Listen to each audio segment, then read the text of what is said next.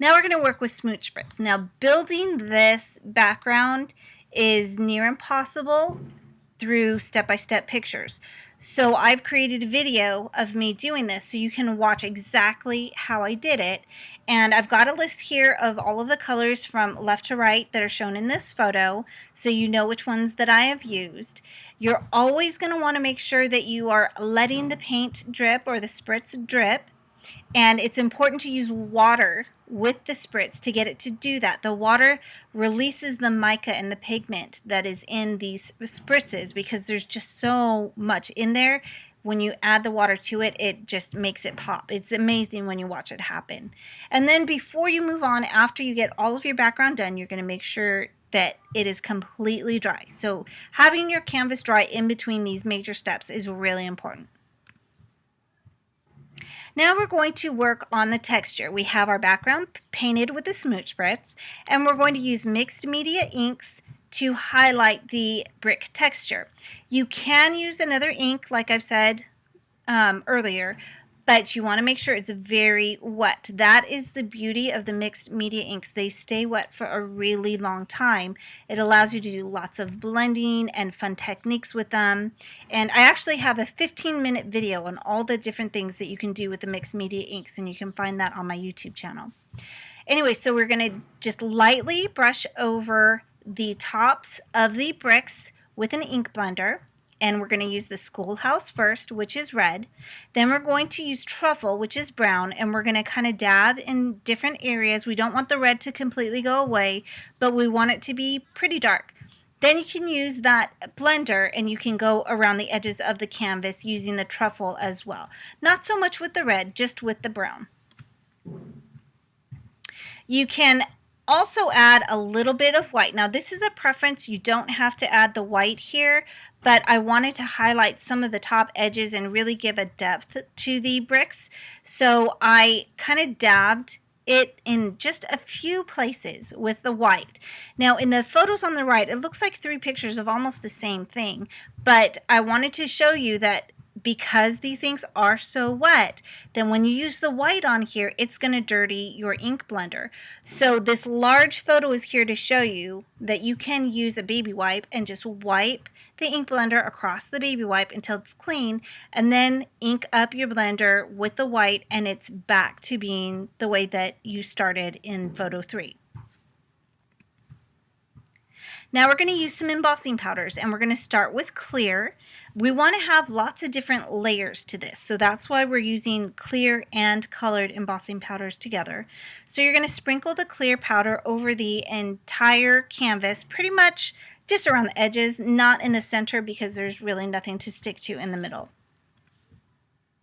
Then you're going to grab a pinch of embossing powder, and you can use truffle or leather.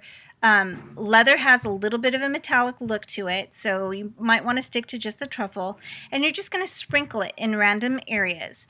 Then you're going to tap off the excess like you see in that center photo, and you may even want to take a baby wipe or a paintbrush and kind of remove areas where it's on pretty thick.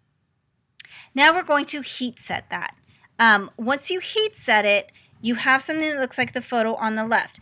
It kind of blends everything together, but don't worry, we have more layers to do, and so that's not going to be your final result.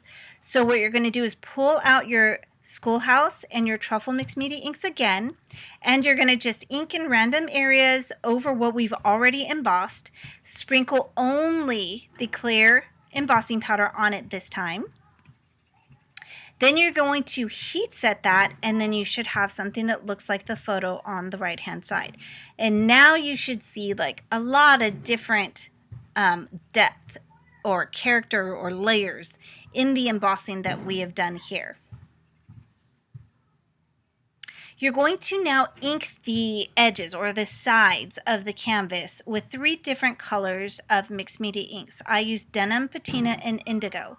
Now the reason why I'm using those is because the colors we have in the background on the front of the canvas, you can see all of those colors there.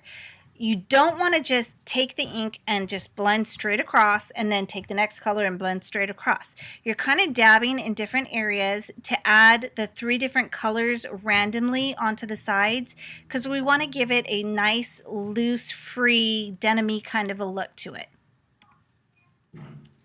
So once you have the sides inked, you're going to put a thick line of clear embossing powder on a piece of paper, and you're going to dip the whole side of the canvas into that embossing powder and then heat set that, like you see in photos 1 and 2. You really need to do the first side before you move on to the next ones, because you need to have something you can grab onto. But once you get that first side done, you can see in photo 3, you can do a couple sides at a time. I'm adding a little bit of fast finish decoupage over the entire front of that canvas just to seal everything in and give it that really clear, thin layer of protection, because this is going to be on the wall. We want to make sure that it's going to last for a really long time. Yes, there are googly eyes on my bottle of fast finish decoupage. My daughter pranked me and put googly eyes on everything, and I thought it was funny, so I left it on there. I suggest fast finish decoupage. You can use another decoupage medium, but I love this product because it is thin, it is crystal clear, and it lives up to its name. It dries super fast, within minutes.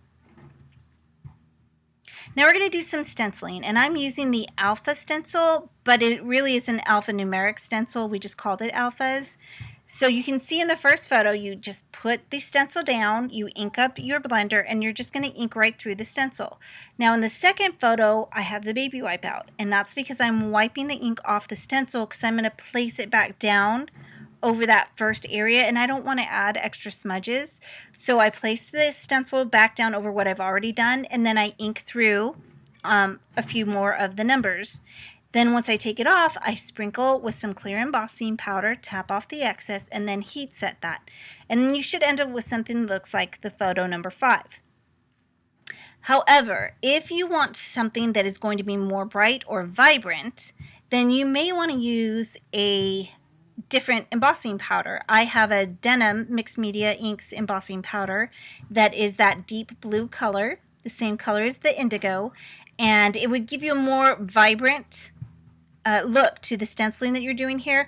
I wanted it to be kind of clear and translucent so that it just blended into the background, but it was something that was in the design in the background. But if you want it to be more stark, then add the denim embossing powder instead. In photo 6, I've moved the stencil down to the bottom left-hand side, and I'm going to add some numbers over here as well, and you have to do that same thing. I inked through for numbers 1 and 2, took it off, cleaned off the stencil, placed it back down, did 3, 4, and 5, took it off, cleaned off the stencil, placed it back down, and did those last 4 numbers. Once I did that, I sprinkled the clear embossing powder over that, and you may want to pull out a paintbrush and just kind of clean up the edges a little bit, because you may have some excess powder lingering there that you want to remove before you heat set. Once you have heat set, then you should have something that looks like the photo number 9.